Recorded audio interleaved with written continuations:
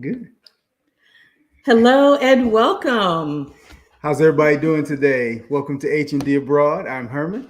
I am Dee, and we are experiencing some warm weather. Like it is unusually in the 60s. And so I am enjoying this warm weather, getting outside, thinking about not just having to travel to warm places, but what are we going to do once summer gets here? Yeah, as you can see, we are back in our own space. And we'll go further into that in the as a part of this conversation today. I'm a Florida boy, so sunshine is what we do. And so, in this gray, cloudy space that we live in, I'm always really excited when there's a little sunshine. So to those of y'all who don't know us, again, we're H&D Abroad. I'm Herman, my beautiful wife, Dee. And we share with you on our channel the experiences we are having as we make our move abroad process. Not just because we're gone, because guess what? We aren't. We're still here working it out, trying to figure things out because we're still employed. We're still employable. We're still dealing with young adult children who need to get themselves together and adult parents who are at that different space of life. And we're making decisions about how to make this process work for us. Mm-hmm. And so in this channel, we are a community-based channel. We're here to share this experience and to find out your experience as well so that we can grow as a community together with moving forward in this world as people of color.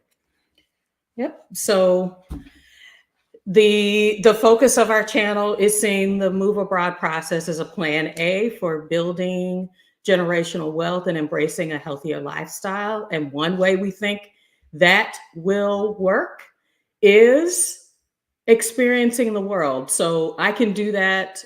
We can do that really flexibly with remote work here in the States. And we are doing that with house sitting. So I went in a group that I'm a part of that's on Facebook, Sistas Who Sit, and I shouted out, I'm doing a house sit with my husband. Who else is out there house sitting with their spouse? How's that going? And had two ladies agree to talk about what it's like to house sit either individually, as a part of their solo travel journey, or as a couple, which was new for us this year. We started doing it together. So I want to say hello to everyone that's joined. Please say hello in the chat. If you are joining us from the future, please.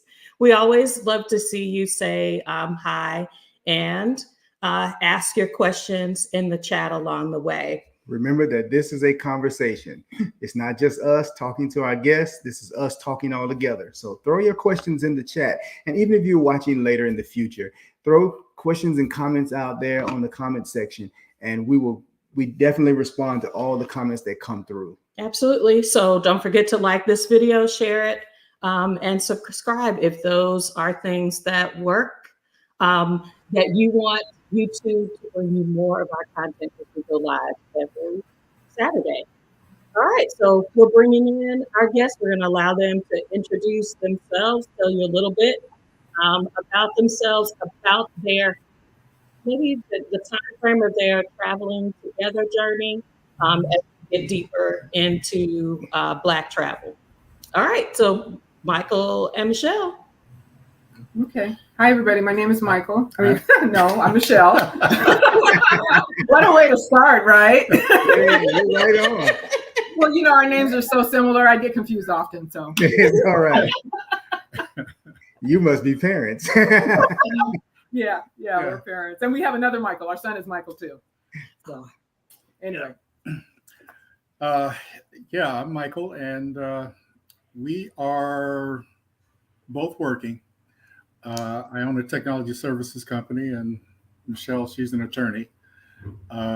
We are probably, I work remote, and Michelle, she's still connected to her job, and it's going to be a little over 3 years before we can get out of here. Yeah.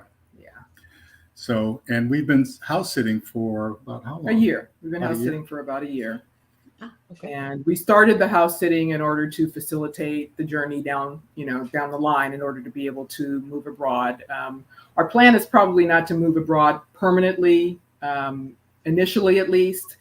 We're probably going to be, a term that I heard is called flexpats, where we Yes. spend a significant amount of time outside the U.S., but we still have a U.S. base because we have a family here. Our kids are early adults as well, like yours.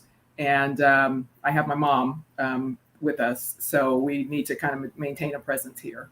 So we started the house sitting in order to help that along, and we've done some traveling so far. We've gone to Iceland, Copenhagen, and we're actually leaving in 3 weeks to go to Europe again. Yeah, we're going to spend 3 weeks on the road. We're starting out in Copenhagen and then heading to Spain and then Portugal.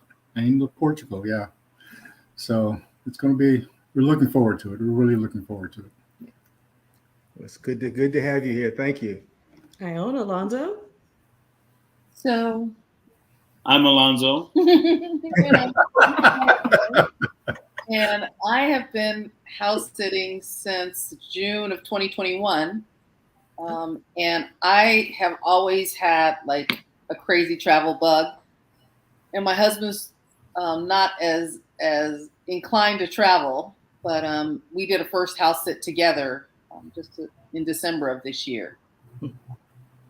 We don't have the intention of moving out of the country. I don't think he has any interest of moving out of the country. But I like to use the house sit as an opportunity to just be able to travel and be in the community and experience a community in a different way than you experience a community if you're just staying in a hotel. So I've house sat in all up and down the coast of California, Oregon, Washington, New Mexico. I've house sat in Mexico, Mexico City, and outside of Mexico City. Wow. Nice. Well, you know what? I'm going to start this conversation. Yeah. And I'm going to start this conversation because I probably fall into that scope of people who, when Dee brought it up, I was, like she said, I was kind of, raised eyebrow about it. I grew up in larger city areas, metropolitan areas, and privacy is a big deal. This neighborhood that we live in, a lot of people, it's a development neighborhood, and so a lot of people drop their houses and put up gates, and we are considering it, but we haven't done it yet. And we have a new neighbor who's been walking through our yard on his way to his house, and it drives me crazy. That personal space kind of thing, not having blinds in the house. He closed, she's always like, why are you closing the blinds? I was like, it's getting dark in my house. It's time to close the blinds. And so that concept of, even when we began using Airbnb a few years ago, the concept of I'm sleeping in somebody else's house, I'm in somebody else's space that they're going to come back to, took a little bit of adjusting. So when she said, hey, I'm going to go, matter of fact, one of our last Airbnb stays, a little under 2 years ago, we rented a room in the house while the young lady was there, or the owner was there. And it's just odd, because then I don't have control over what's going on in the house. They're right here. They still, so we were in South Florida, and our Caribbean host had in the middle of March, and she had the heat on at 70 plus. Yeah. I was like, sis, you do know it's hot in here, right? And so, that adjusting to the shared space process. So when Dee went and she did the first 2 house sits alone last summer. And, first of all, we're away from that space and each other. I had to adjust to that. Well, we just spent 6 weeks in somebody else's house. And I must say that I enjoyed the vacation time. I enjoyed the change of scenery. I enjoyed it was unexpected. So in that vein, how was the initial What house was sitting? I was going to ask you just what was your perception? You know, if you're in the Exodus Summit, the space where people are talking about this is a normal way to experience the world, that's one thing. For a partner who's not in that space, who's not hearing that, what were your initial perceptions? Was there discomfort? We had only been using Airbnb maybe a year or two before I started house sitting. So how did you all approach house sitting from I'm in somebody else's space? Whoever wants. And Michael seems ready to go, huh? Well, I Yeah. I travel back and forth from here to Hawaii, and as an independent contractor, we do jobs all over, and we frequently get contracts to do an upgrade or to swap out routers or access points, Wi-Fi in Walmart's, Targets, places like that. And we may get maybe a dozen of these sites, and we'll have to go there, and then we have to sustain ourselves. What we build this into the contract, we have to sustain ourselves. So we're staying in Airbnbs and VBROs and places like that. So I'm used to it. And also, when I was in the military, we stayed everywhere, even under trees, and I'm used to it. But when Michelle brought up house sitting, and I think you mentioned it in the way of we're going to take care of some pets. It wasn't house sitting. It wasn't house sitting. It was we're going to take care of some dogs and cats. And I'm thinking, oh, we've already done that. Yeah. But then she began to explain it to me, and it takes me a while to absorb what she's saying, and then I have to mull it over, and then I have to do my own research. Mm-hmm. And then I come around. Usually I always come around. And then by the time we did our first one, she arranged everything. We did our first sit, and it was great.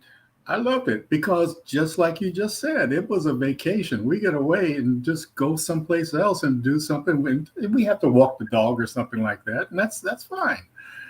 But it gives us a chance to just get away. And then we had the end goal of, okay, this is going to be a way for us to move into Europe, to travel outside the US.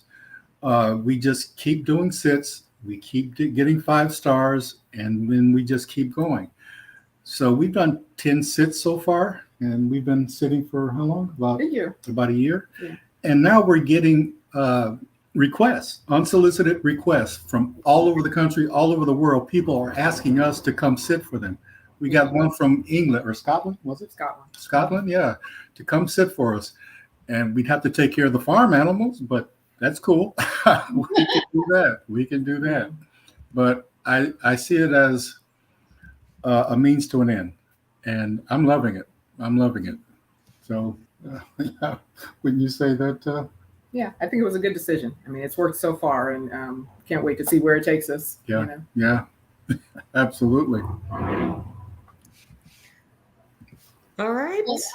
I've done Airbnb for a really long time.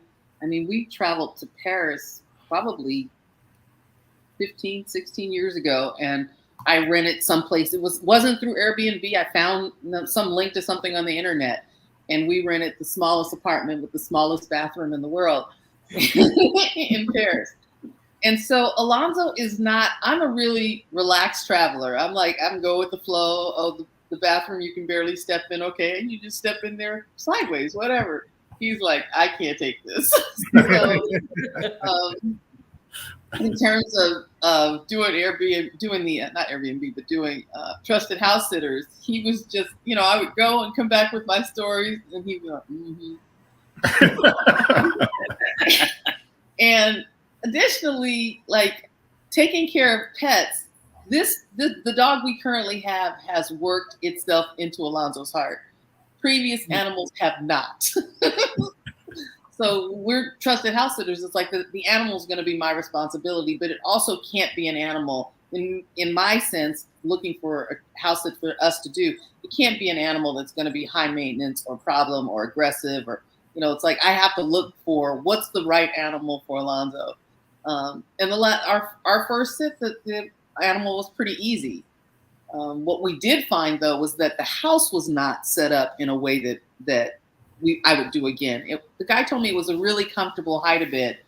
Well, it was not a very comfortable hide-a-bit, and the dog was a pretty heavy dog that wanted to be on the double hide-a-bit with us, and so it was not a good sit. But overall, there were other things that happened that were really good. So my husband does genealogy work, and we were able to spend time with a family member that he had never met before.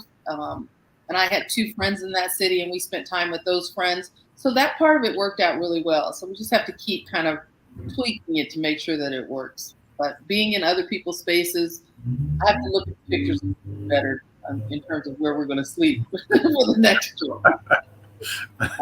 I would say it wasn't a bad trip, but what I will say is I don't think that it's going to be for me every time. I do have, we have combined 4 children and 11 grandchildren, and they live in different states than we do. And so I'm still working. And so when I do have some free time, my mom is still living. So I want to go to those places. As I'm getting older and getting closer and closer to retirement, I can see where maybe house sitting could work out in the fact that there's some places that I want to visit that I have relatives that I found out that I have that I can explore where they live and get to know them and maybe, house sit and not be confined to the house sitting 24/7. Be able to get out and at some point in the day and do some research and some eating. And it could work like that, I think. That's why cats are great. Yeah, cats are great. Don't walk a cat. I mean, love those cats. Yeah.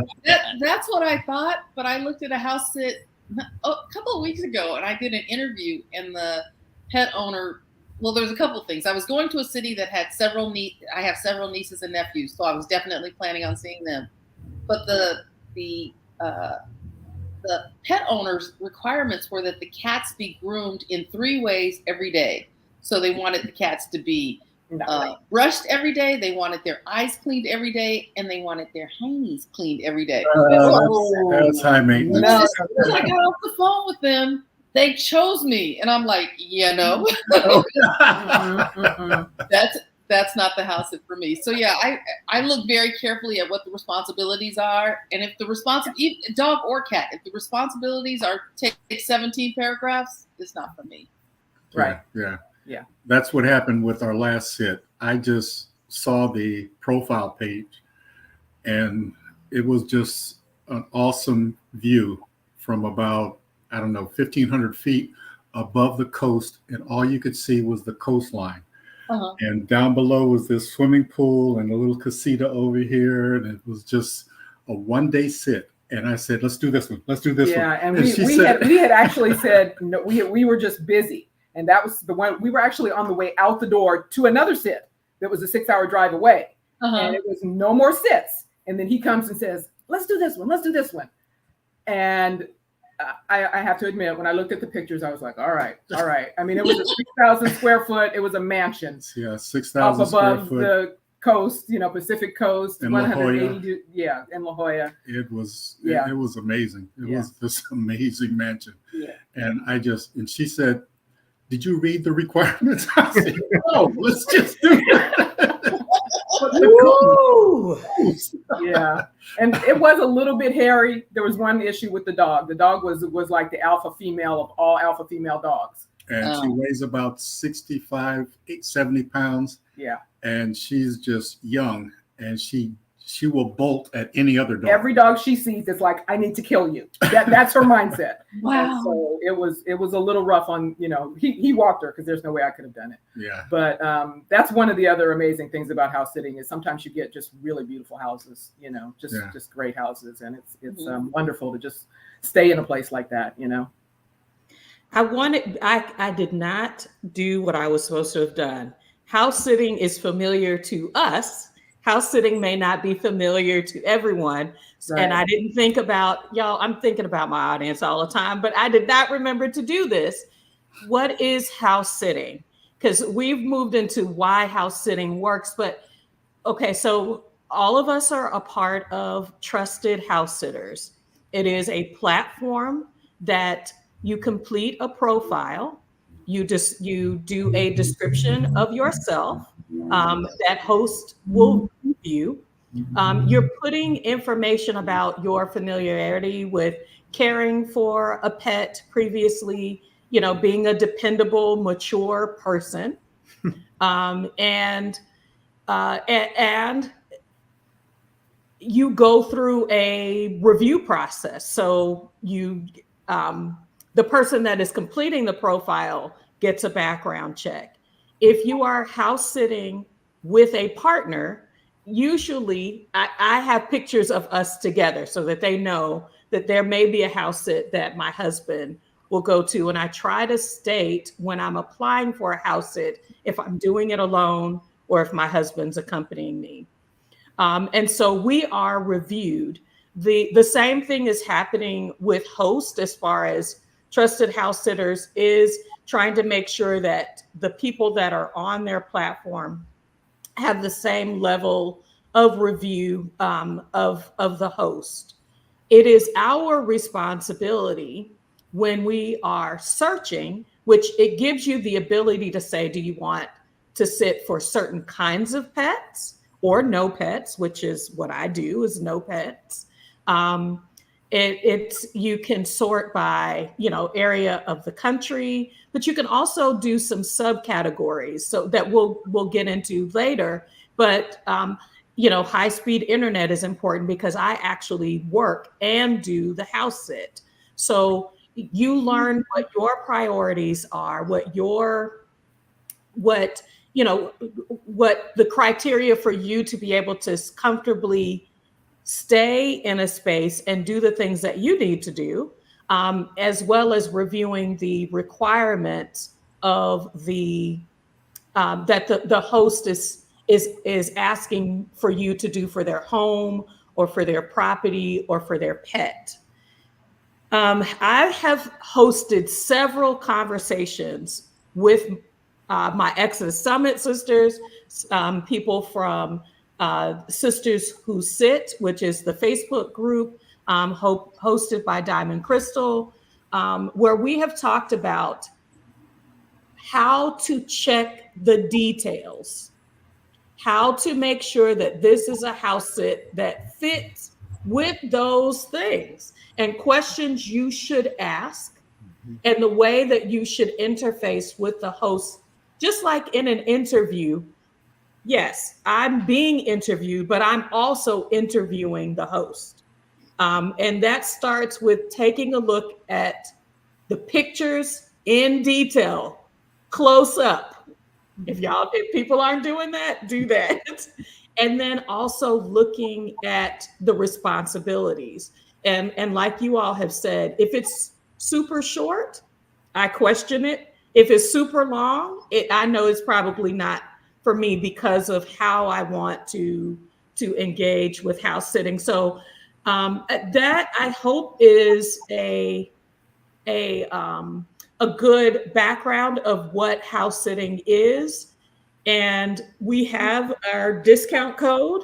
If you're interested, as you're listening to what is house sitting, as we're having a conversation, men and women, couples, families. I've seen whole families do this.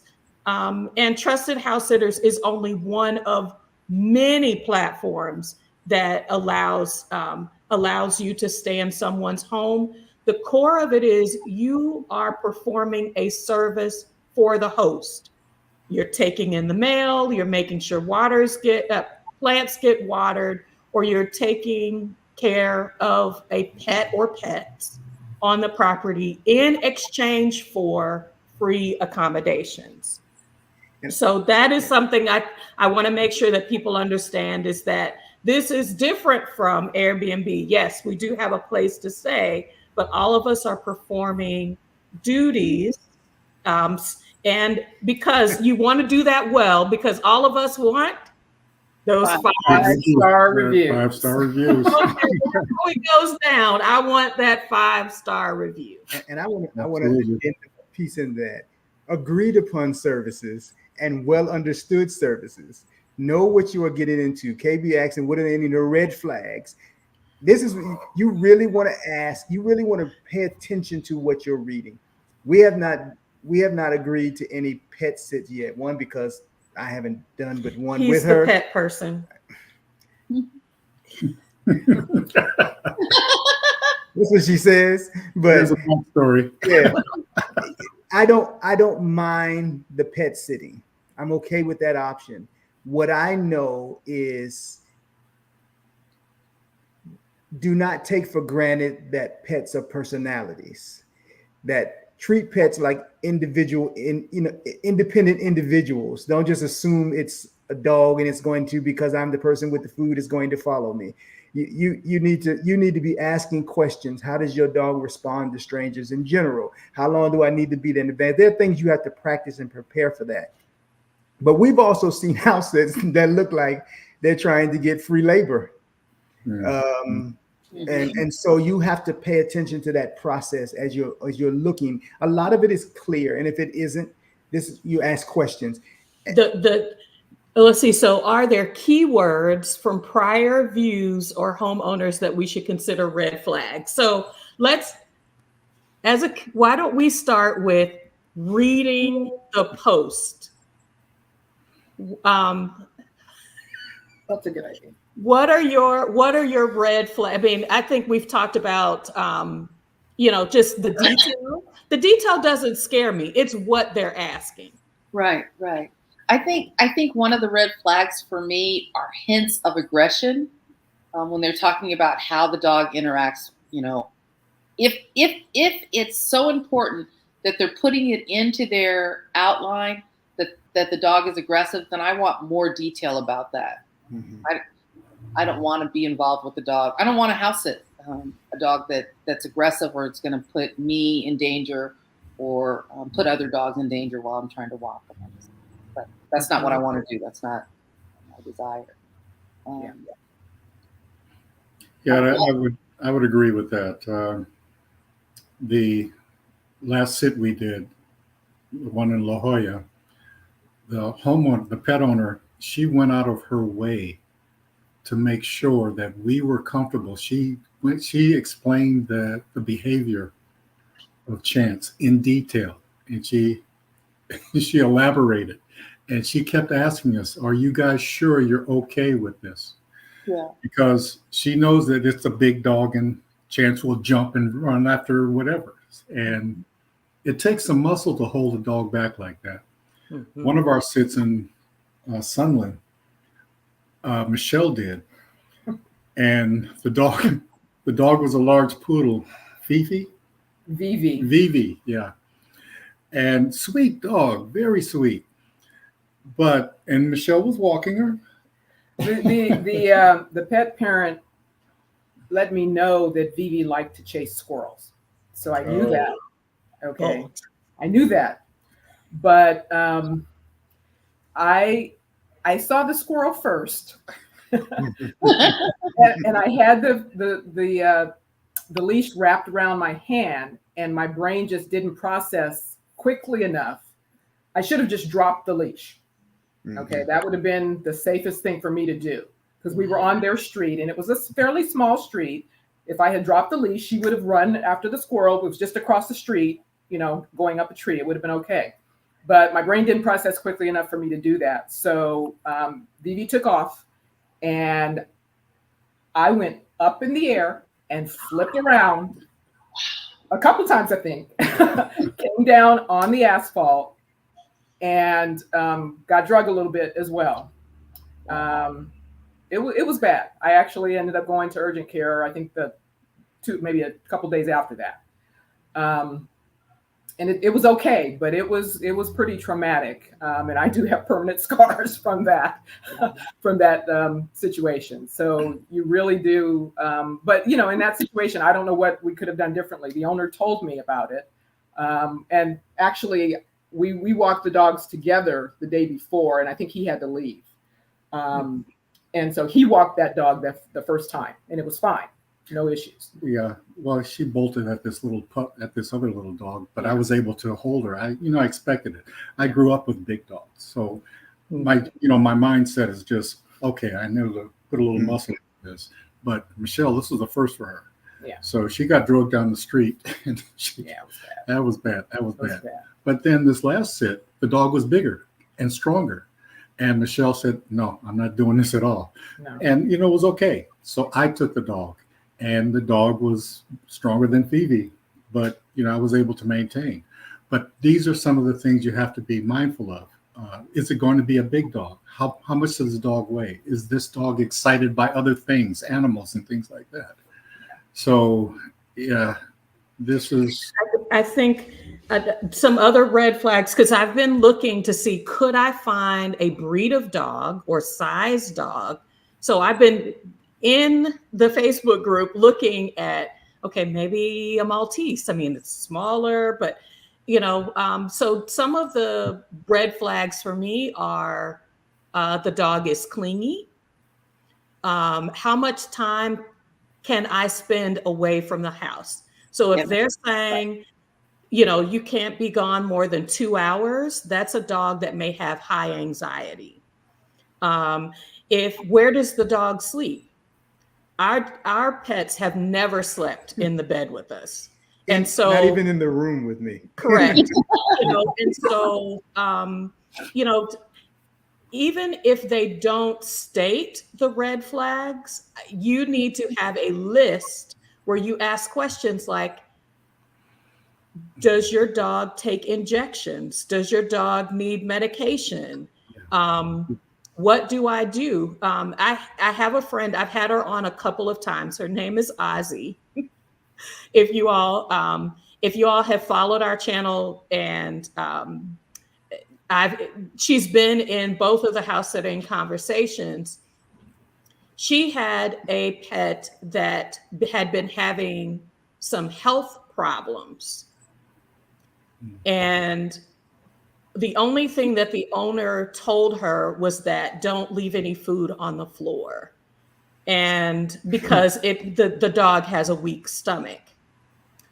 That was not the full picture. And she had that house sit for roughly, it was like 3 to 4 weeks, where she had a dog that had diarrhea and vomiting consistently throughout the day, where the host never, over time, the host stopped responding to her calls.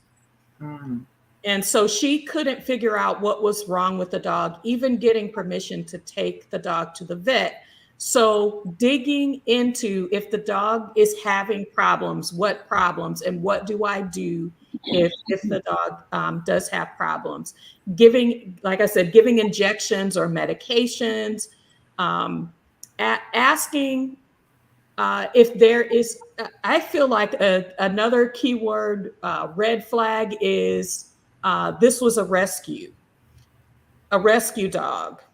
Right. Rescue dogs tend to have some kind of trauma or anxiety. Right. And so, her philosophy was sometimes trusted house sitters is the perfect place for people who have dogs who have a lot of problems. That's why they don't take them to a vet or somewhere, that they would prefer to have them in the home. And so coming at house sitting from a perspective of, I really need to vet and understand what I'm approaching. And is it a day? Could I, is this one day, or will I need to deal with this for 30 days? Or we just did a 6 week, could I do that for that length of time?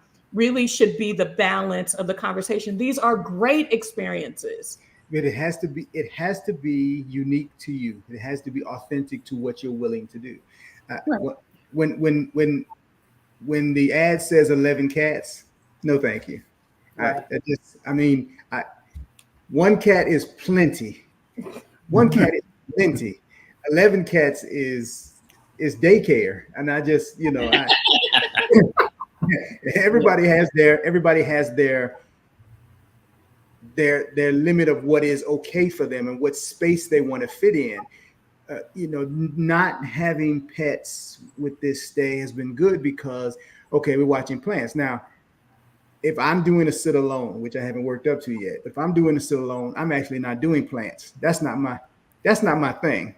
You're going to come home to empty pots. I'm better at taking care of your garden than taking care of plants in the house. That's not my thing. But if I were taking care of a pet, it'd be specific questions. Again, if you want that dog with me or cat or whatever with me 20 hours of the 24-hour day, then that's not for me, because I want to have the space to move around.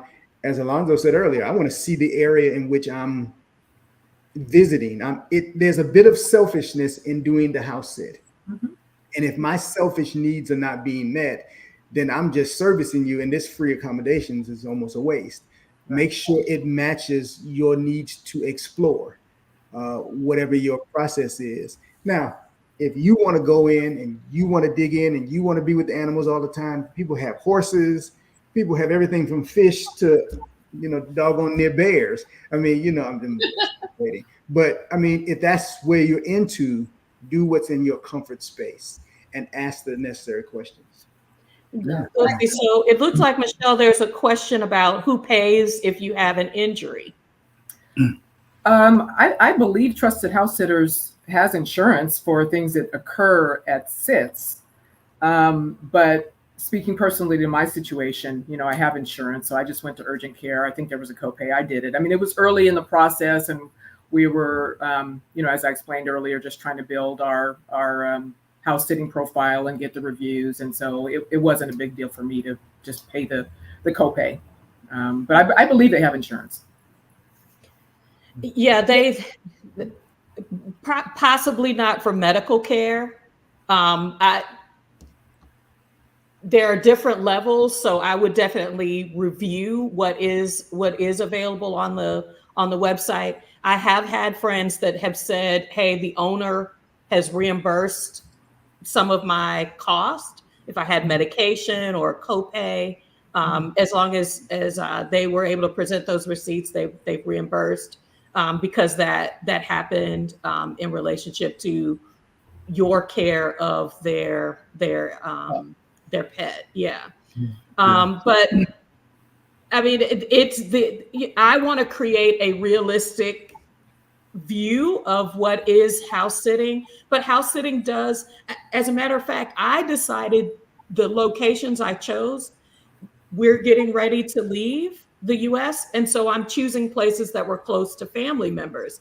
And Alonzo, you were mentioning that I got a chance to spend a month with my mom's sister and my cousin, which I rarely got a chance to see when I was older. And we were able to spend a significant amount of time together, taking in family history, just having experiences together. How are you integrating? How are you all integrating this sit is serving me into your selection? Well, like we said, we've only done one sit together. And so that hasn't, and we've got a lot of travel planned between now and June or July of this year. So we really haven't been looking for additional sits. But certainly we'll be looking for locations that are close to family that he's specifically researching. I would say that would be our goal. Because one of the things I've done, and we've done that together, is we've done 23andMe and Ancestries.com. And so DNA has brought a lot of people into our lives that we've never met. and so and they're from the East Coast to the West Coast, To Paris. and so yeah, I all went to Paris to meet a cousin off of the DNA results, Wow. and so it's going to be interesting the next house sit on where that location may be, because my wife already asked where's the place you want to go, and I know I was born and raised in Indiana, and I've never been to Detroit, but I have tons of relatives that live in Detroit. And so Detroit is on the list, but I don't want to do it in the wintertime. Hey, say that. Say that. I was born in Detroit, and my folks moved away as soon as they moved away as soon as I was born, because they didn't want to be in the winter anymore. So continuing that, Alonzo, when you're looking at the future of potential house sits and what you have in mind for your reason for doing the house sits, what kind of house sits would make sense to you in relationship to your bigger objective of meeting and seeing family? So when you're looking at dynamics of a house sit, because that would help some of the people who are, I think, looking at it, right, looking at it on the fence. So you're at the beginning of this, I might do a house sit. What would make a house sit work for me potentially if I was going to do that and still meet family that way? I heard someone mention it. Definitely would have to have, would prefer high-speed internet. That would definitely be a plus, because I don't want to have to go to a coffee shop.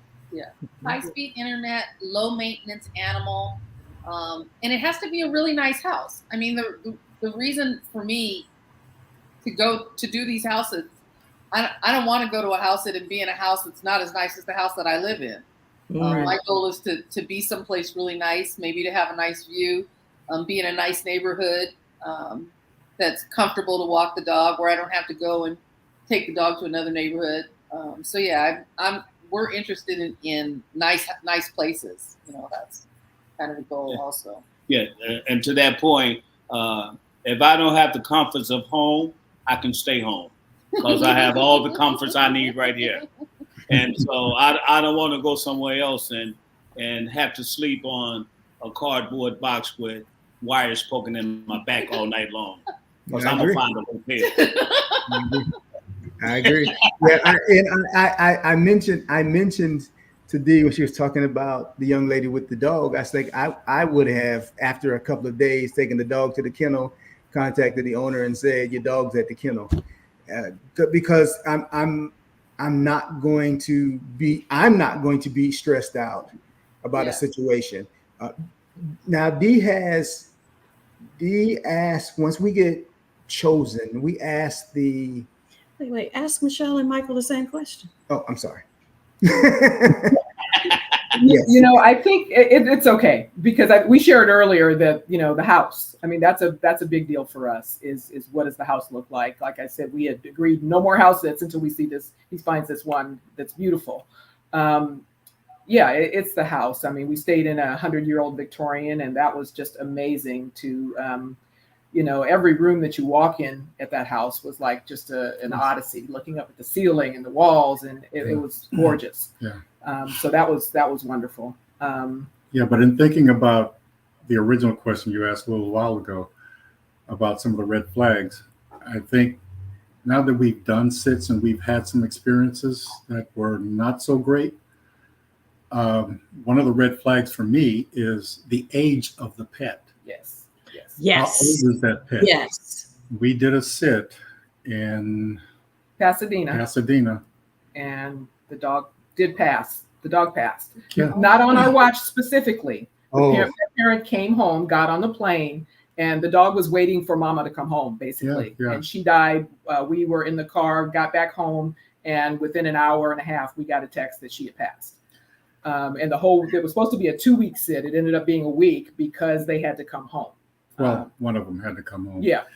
But every breath the dog would take, the dog is 16, and it was a big Labrador, and every breath she would take, it sounded as though it were her last breath. It was really deep from, you know, it's just, it sounded gruesome. Mm-hmm. And I wound up having to take the dog to the emergency vet. And then we had a phone conference with the parents, and it was just, it was heartbreaking for me because Mhm. the dog was just really sweet. Very sweet dog. Very sweet dog. And she would look up at you and just, you can tell that she knows the end is near.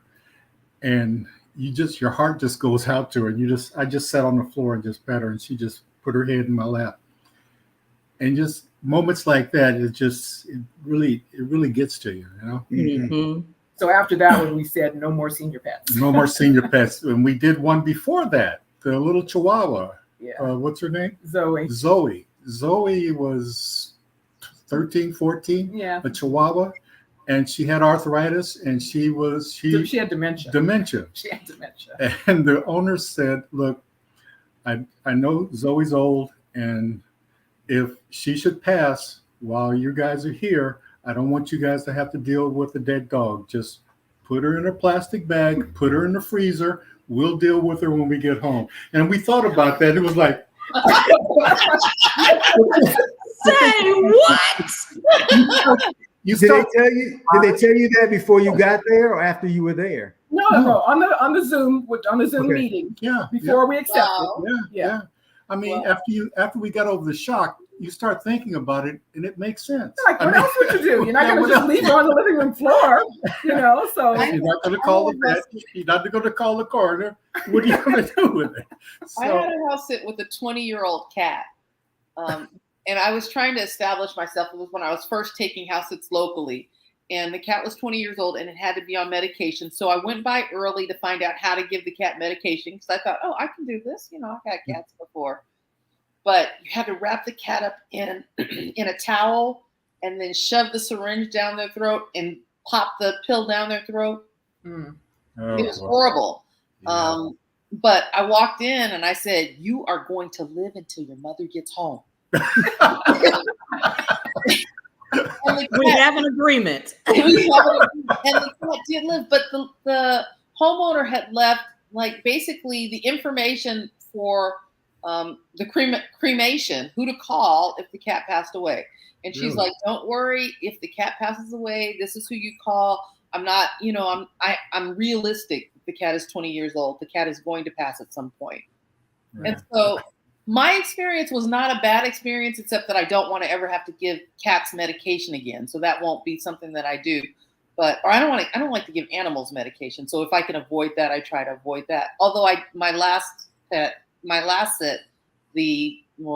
before my last sit, the homeowner found out that the dog was going to be on medication longer than she expected. And I was like, I don't like to give medication. But it turned out fine. The dog took the medication. Me and the dog got along well. So, you know, sometimes you can tweak a little bit what your expectations are, what your plans are, particularly based on the homeowner. Sometimes the homeowner is very understanding and communicative, and it makes it easier, or makes me feel like it's going to be easier to take care of the animal and communicate with the homeowner with whatever's going on. I can't imagine having a house sit where the homeowner stopped responding. Yeah. That's bad. Mm. That would be awful. Yeah. Are these in these situations? Are these because we had our pet to die. We adopted a few years ago. We adopted my sister and brother-in-law's dog when they had young children. She was a black lab. She was 13 when we got her. She was still running around like she was 4, and she went from youthful to senior citizen in a short amount of time. And we were my wife and I and our 2 youngest, we were at a funeral out of town, and my daughter was home with the dog, and the dog passed. And I remember how traumatic that was for her. But she had been coming down that week really bad, and we thought we'd make it back home. And but we were on a trip we had to take. Were these trips that it looked like the homeowners had to take, or they were like, it doesn't really matter, we have to take, you know, this is a trip we're going to take, and the situation with the pet is unavoidable? I think for my homeowner, the cat was 20. And so from talking to the homeowner, she did a lot of traveling, a lot of international traveling, a lot of, I can't remember whether mountain climbing or some stuff that she did. But she had probably been communicating with dog sitters like that for probably 5 or 6 years, because cats don't usually live till they're 20. Right. So yeah, I think that for her it was just like she was going to continue to live her life, and the cat didn't appear to be dying. I don't know what Michael and Michelle's experience was. Yeah, our situation, Emma was the dog, and she didn't really take any noticeable decline before they had planned the trip. They went to Portland to visit their son. So it was a family trip that they had planned. And we actually ended up getting that sit from some friends of ours who referred us. They had sat for Emma before. And they told us that, every breath she takes sounds like her dying breath.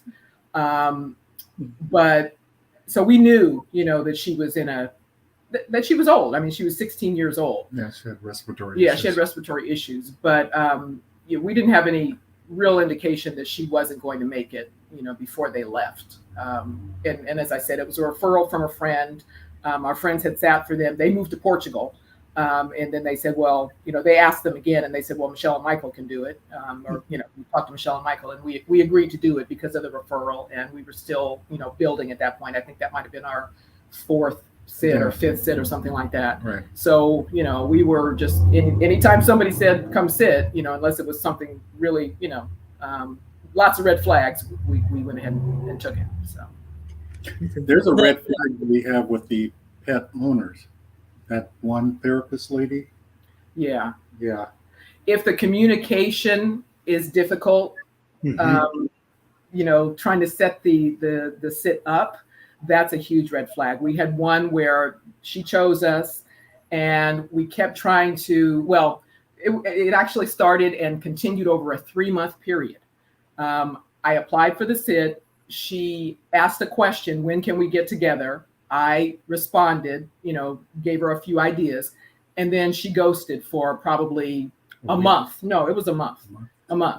And then she reached back out again and said, well, I know enough about you, so I'm going to go ahead and approve the sit. Let's get together on this day. And we scheduled a day, didn't hear from her. This went on for 3 months. And then finally, the last couple times, we set aside time. She kept saying, she was a therapist, by the way. And she kept saying, I had a client, emergency last night. I'm sorry.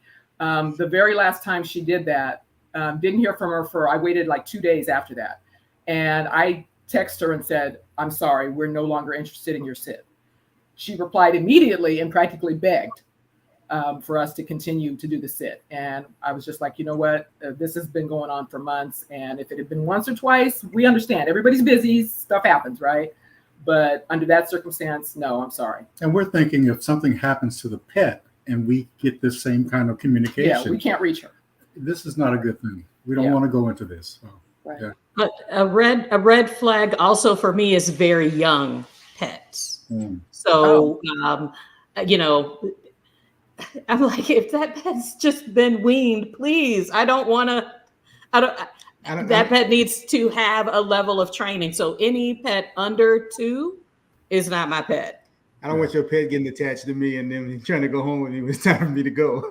Right. Right. Here's a question from Poetry. Poetry says she's new at house sitting and has a sit coming up, and the homeowner says she doesn't want me to cook fried foods. Should I be insulted? Is that going too far? I have to say, I've seen I don't eat meat, so please don't cook meat in my home. So that is food preferences frequently are in the description. Yeah, I've seen that. And I don't think maybe it's because you're African American, they ask you not to fry, but I've seen people that don't fry in their house. And they prefer that you not fry in their house. And I would respect the fact that she asked me that, and it's my decision to say yes or no on that. Yeah, I don't think it's so much of a cultural dig that she's aiming at. I think you just have to give her the benefit of the doubt and just say, okay, yeah, I'll respect it. Yeah. I mean, it could be a cultural dig, but it doesn't matter. Either way, it's you still have a choice. It could be. Yeah, it could be. Right. But just take the high road. Yeah, this space that there are places where they'll have cars out front and say, "Don't drive my car." And there are some people that'll say, "Hey, you can drive this car, not that car, or you can drive this car that far, or you can only use the bicycles, or like ours it was the garage is off limits." Well, that was fine. I mean, I had no reason to be in the garage, but it snowed a foot of snow, so they had a foot of snow in their driveway and on their stairs, so their mail got held for a couple of weeks because the mailman wasn't coming up the stairs and I wasn't shoveling. That's part of the sit. It's a part of it, right? Yeah. So you make those adjustments to what works well, and unless it's direct and egregious, I would say to choose not to let it feel personal. Yeah. I mean, there's always a possibility. I mean, but try not to let it feel personal. I guess in relationship to that, how do you address personal space? I know that they're not typically not supposed to have like cameras in the home, but there's been people who've been addressed with that. So okay, that's come up. Because I had, let's see, so last summer it came up in the group a couple of times about people finding out that there were cameras inside the home, and there are rules within Trusted House Sitters at a minimum that they alert you to there being cameras in the home, and that it should not be in personal spaces. It shouldn't be in the bedroom. But this was a lady who lived alone. And so she had it pointed at her doors, her entry doors, because that was a part of her safety. But she didn't tell me that.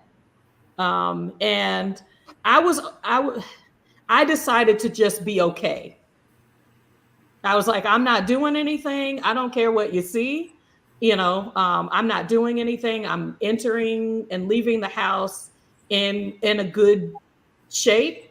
But I've also had other people to report that, they received communication back about their behavior in their home, and not like they were doing anything. It was just, could you stop doing that? And she's like, okay, I'm not doing anything to your home. How would you know that was I'm happening? being screened in my behavior. Yeah. And that's just not okay. That's not okay. Cleanliness.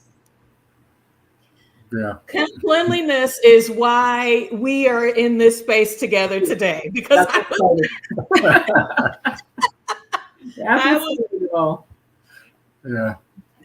and a cleanliness red flag that Diamond coached me on was you can request a video review of the space.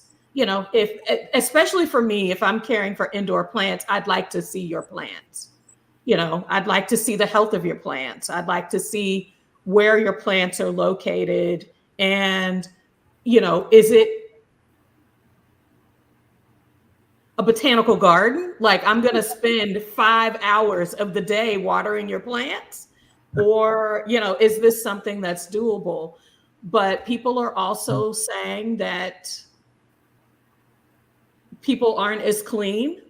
And so bugs and rust and other issues can be viewed when you are part of the interview process. So just asking for a walkthrough of the home. Mm-hmm. I have asked for that after I've gotten approved. I've put it up front that, hey, I would like, if selected, I would like to have a walkthrough of your home just to make sure that I understand before accepting. Mm-hmm. Is anyone else doing that to be able to visually identify any red flags or follow-up questions that you want to ask the host?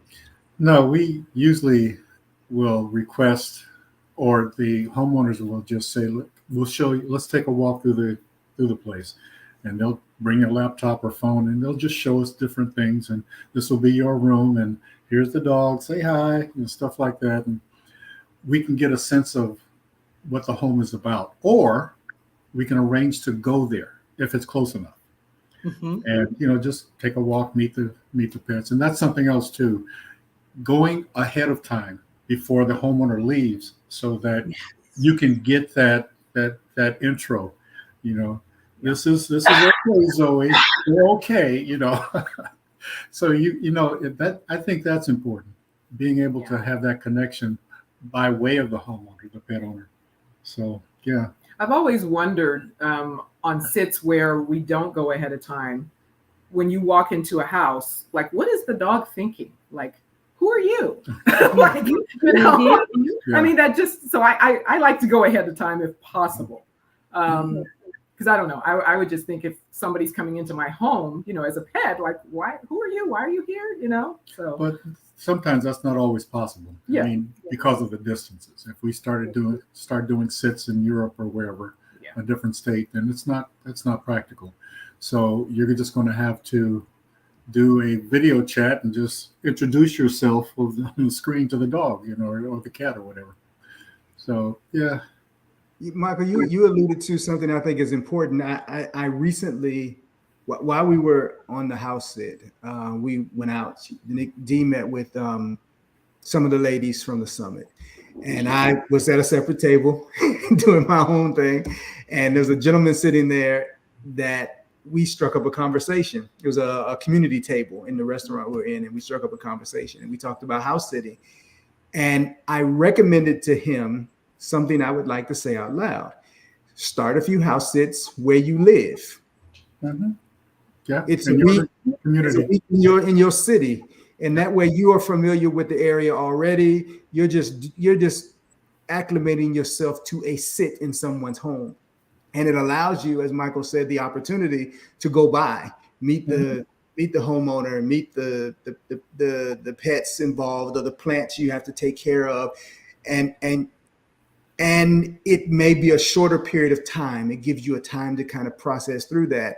And that may be something for new people exploring it as new to be able to do without having to, I got to spend 6 weeks away. I got to spend, a month somewhere else. I got to leave the country for 4, you're doing little spurts around your town, especially if you live in larger cities.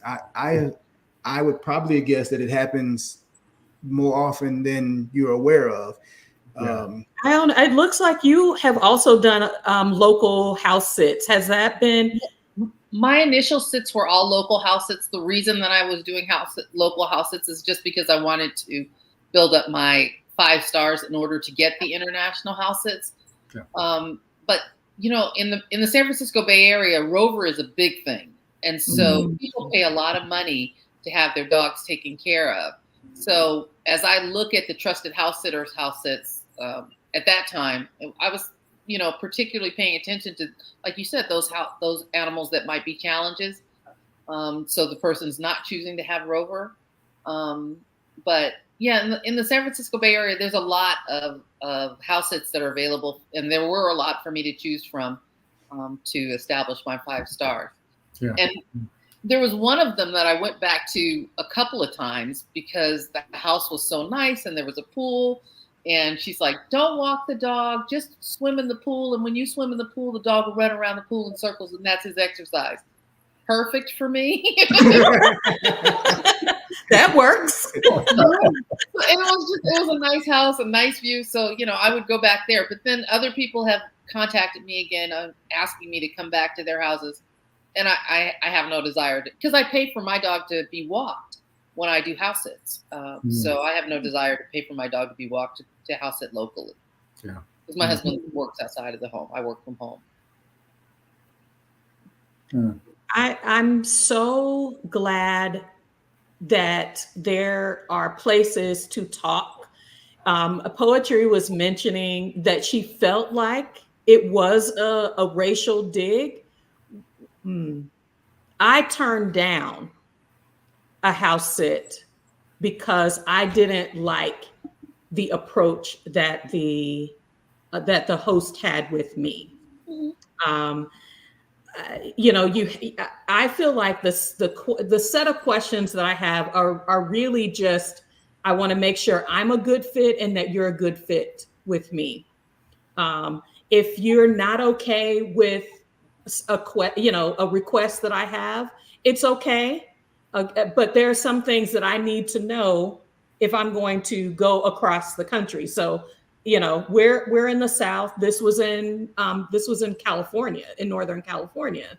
And so I really needed to make sure that this was more than just this was your word, that this was, a house sit that I really wanted to do. And she took offense to some of the questions that I had. She didn't take offense to this particular one, but I always ask for the homeowner to introduce me to their neighbors. As a safety issue, as a Black woman who's is a solo house sitter, I asked to be introduced visually to a neighbor, and for me to have their contact information just in case something happens at the home, that I have a reference point. But she really took offense to the request to do a video walkthrough of her home. I understand people are super cautious, but you're in a space where you're asking people to come into your home and you don't want anyone to see your home before you get there. That was just a red flag. And it was how she addressed me. That y'all see, I hope to be a pleasant person. And that I'm really trying. I mean, when you're on an interview, you just kind of carry yourself as I want this to be pleasant for both of us. And I got really negative energy from her and said, no, thank you. It is normal for you to make the first interaction on the platform. And then a lot of times they'll say, hey, let's do a video chat through WhatsApp. But I make sure that I'm documenting that I'm reaching out, or if there's an issue, that I'm documenting that on the Trusted House Sitters platform. Mm-hmm. So that if there needs to be a record of what happened, if I get blamed for something, that I'm on the platform addressing it, or keeping a CYA record. I'll text people all the time, but I tend to try to keep important communications within the platform for sure. Right. Yeah. I want to say to Pisces Pratt, we are highlighting some of the red flags that were asked about earlier. I do not want to give you the impression that these are all bad experiences. What we wanted to do is how to be aware of how to go about the process. Now, if it's not for you, it's not for you. As a naturally cautious person, I get it. Safety, because not only inside the house, but outside the house is important. We stayed in what I consider to be a very nice home in a very nice neighborhood. But I recognized as we were there that there were it was a transient space. A lot of people moved through that space in the neighborhood. There were a lot of single gentlemen who walked through that space in the neighborhood. I wasn't unsafe. There were kids, there were people going home, but there were a lot of people moving around through the neighborhood during the day, during the evening. And so I would tell Dee, if you're going to be out later in the evening, go this way and not that way, because that is moving towards the main street and that's moving towards the back street. Mm-hmm. You pay attention to that process just as you would at home. Yeah. Hopefully just as you would at home. What I'm finding, unfortunately, is that we often are not as cautious in our regular lives as we should be. And so we carry some of that habit into it's just me, it's not abroad. And ladies, you make your husbands anxious when you do that. I'm speaking for us. You make us anxious when you do that, especially when you're on these sits alone, because we are trained to be your protector. We are trained to be your safety, even if we believe in your strength and your independence. That's how we are trained. That's how we are raised. That's what God told us to do. Let us do that. Don't be walking down the back street to the back corner to the house at 11 o'clock at night. Wait till the morning. The sun will come up. You will be thirsty tonight, but get up and get a bottle of water in the morning. House sitting. I really wanted to create a fair, balanced conversation. And I think we have had joy. I see joy in each of the stories that you all have shared of access to places in a different way. Right. It's saving me money. It's Yeah. giving me access to places. And Stephanie Paris said something. She said, man, people really live like this.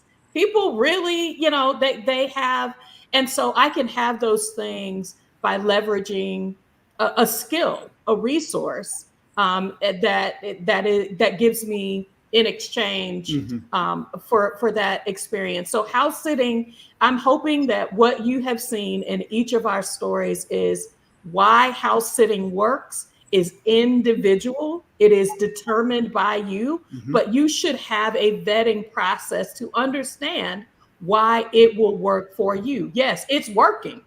People are out here living their best lives. I've seen house sits that are for 6 months. I have seen where people are like, I'm selling my house and I do long house sits.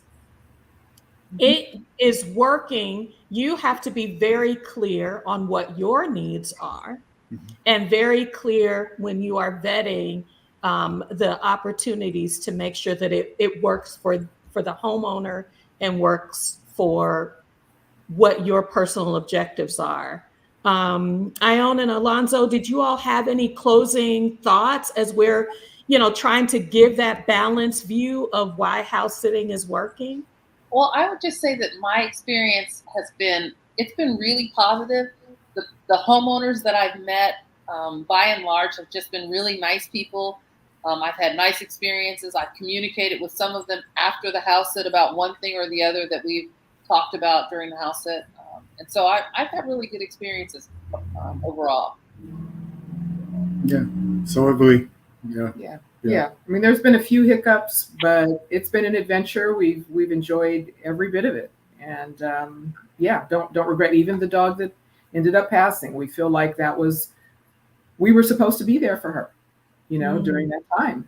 And I asked him after that day, did he regret that we accepted that one? And our friend that had referred us, he kept apologizing. Oh, I'm so sorry. And we were like, no, don't apologize. We got to be there. Emma was a sweet dog. We got to be there for her last days. The homeowners were so appreciative that we took such good care of her, in her last days. And so no regrets at all. It's been great. I thoroughly enjoyed the house sit with you. Thoroughly enjoyed it. Thank you for allowing me to come along. I enjoyed it. I mean, it was a great opportunity for me for a first house sit. The owners, the homeowners were great, both coming and going, their interaction, their communication. And I think that's a precedent we were able to set with them beforehand, which made it a little more comfortable. And yeah. Being a regular house sitter, it looks, in our case, he comes along occasionally. It's nice when you are house sitting together that you can divide some of the duties, that you can take a different approach and offer something unique. And I think when couples house sit together, they can provide that. I told Diamond that I was going to mention that in her group, she is going to start a survey. If you are interested, she already has a group chat for people who are looking for someone to do a house sit together. So there are lots of ways to be able to split duties, especially if the homeowner requests or the host requests that there are two people to do things, that you can find someone that is a good personality, complementary personality that you wouldn't mind doing a house sit. There are house sits all over the world. Trusted Housesitters is based in the UK, and so there's a large concentration of house sits in that area.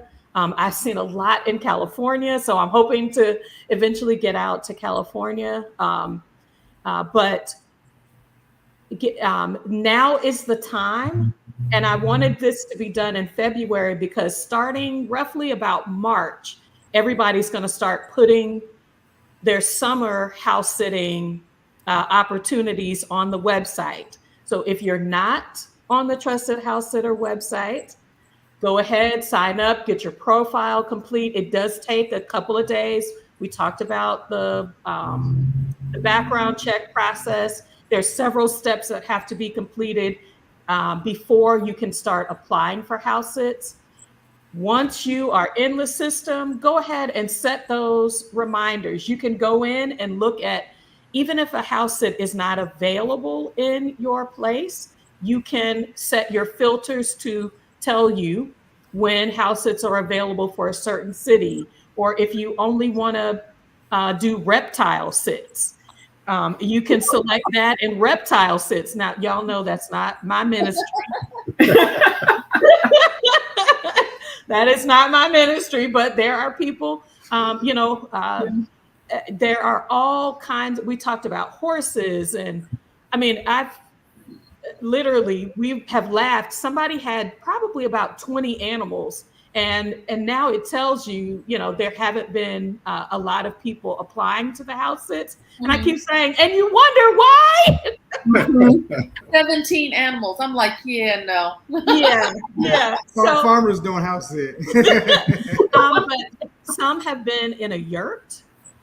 So if you're looking for those kinds of experiences, now is the time to get through the process and have those if you found some ideal house sits, if you put them on your favorites, as soon as someone says that they now have available dates, those push notifications come to you. Have your letter already ready to copy and paste. Yep. And put in there, y'all. I want to say, be ready, because house sitter season is coming in March and April. So let's get ready to get out there and get some 5-star ratings and experience travel from a different perspective. I think house sitting is accessible to a lot of people who might not have considered it before. Thank you all for great questions in the chat today. And Marilyn is in the chat doing what she does. Please like this video, subscribe to our channel, and hit the notification bell for when we go live. And I believe Michelle and Michael have a channel coming up too. Yes, thank you so much. I was going to jump in. So we want to be you guys when we grow up, okay? So we've been watching your videos and learning, the ins and outs of starting a channel. So we got the channel up. We don't have any content yet, but that's coming really, really soon. And we would just appreciate if everybody would help us and go ahead and subscribe anyway, and then just wait for the content. It's Michael and Michelle Joyful Journeys. And I think you put it in the link. It's below, in the description. Okay. Yeah. Okay. And let's get ready for great content. We are documenting real life. This isn't, all edited videos. We think that this is helpful because our audience, our community can come on and ask questions. Tell us what additional content you'd like to see and how it's been helpful to you. Thank you, Ione and Alonzo. Thank you, Michelle and Michael, for sharing each of your journeys. And everybody, please have a good rest of your day. Stay behind. All right. Thanks for inviting us. We really appreciate it. Yeah, thank you. Thank you. Thank you. Nice to meet you. Bye-bye, everybody. All of you. Bye. Nice to meet you.